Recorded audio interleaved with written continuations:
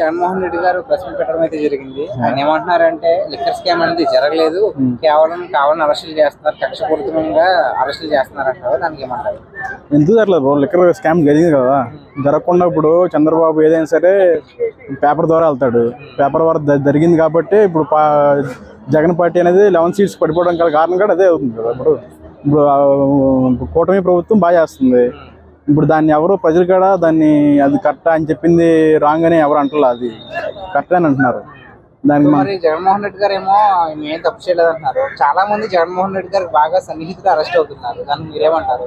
Journey bro, scam journey కాబట్టి 11 seats పడిపోయాడు జగన్. దాన్ని బట్టి మీరు ఆలోచించుకోవాలి.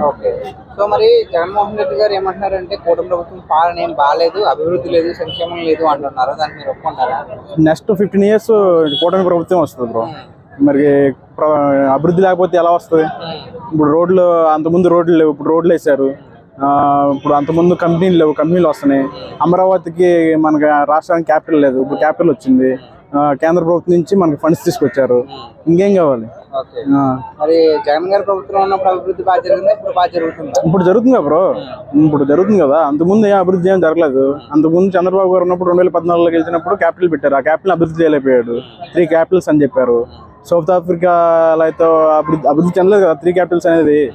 ఇప్పుడు తీసుకొచ్చి 3 capitals అంటే డెవలప్ అవ్వదు కదా.